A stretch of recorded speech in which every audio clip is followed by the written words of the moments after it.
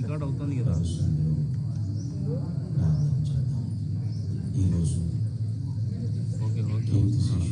సాక్షి శిష్యుడైనటువంటి doctor YS Rajasekhara Reddy గారి యొక్క 15th మెమోరియల్ని జ్ఞాపకం చేసుకున్నాం. దేవుని స్తుతించడానికి చేరిన డాక్టర్ వైఎస్ఆర్ గారి యొక్క కుటుంబీకులు, రక్త సంబంధీకులు, బంధుమిత్రులు, నాయకులు, అధికారులు, అభిమానులు, కార్యకర్తలు ప్రతి ఒక్కరు ఈ స్థలమందు చేరి ఆ మహానేతను స్మరణకు తెచ్చుకుంటూ దేవుని స్తుతించుటకు దేవుడిచ్చిన సమయాన్ని బట్టి మనం ఆనందిస్తూ ఈ కార్యక్రమాన్ని ప్రారంభించుకుందాం. ప్రార్థన ద్వారా ఈ కార్యక్రమాన్ని ప్రారంభించుకుందాం. ప్రారంభ ప్రార్థన.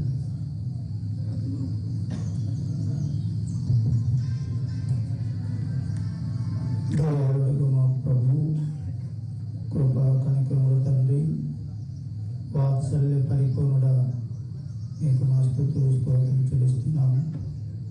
సర్వాధికారైన దేవుడు అయింది, నిరంతరం స్తోత్రాదుడైన మా దేవ స్తోత్రములు. ఉదయకాలం మా ప్రియులు కీర్తిశేషులు వైఎస్ రాజశేఖర్ గారు 15వ వర్ధంతి సందర్భంగా మీ సన్నిధానానికి కూడి వస్తున్నాము. నీతిమంతుని జ్ఞాపకం చేసుకున్నట ఆశీర్వాదకరము అని మీరు సెలవిచ్చిన మాట చొప్పున మీ దాసుని జ్ఞాపకం చేసుకుంటున్నాము.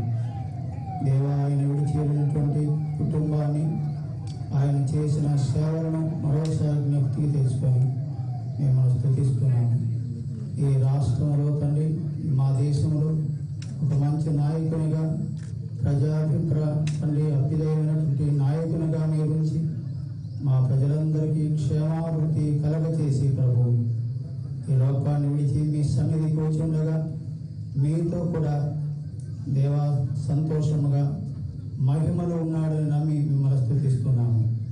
ఈ దినపు కార్యక్రమము మీరే దీవించి ఆశ్రయించి మహిమ పొందమని యేసు ప్రభు నామమున స్తుతించి ప్రార్థిస్తున్నాము తండ్రి.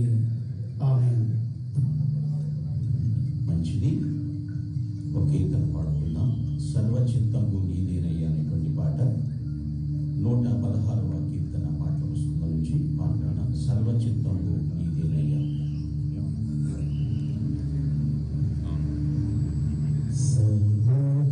సర్వచిత్తంబు నీదేనయ్యా, స్వరూపమిచ్చు కుమారివి, సారేపై ఉన్న పంటినయ్యా, సరి అయిన పాత్ర చేయుమయ్యా,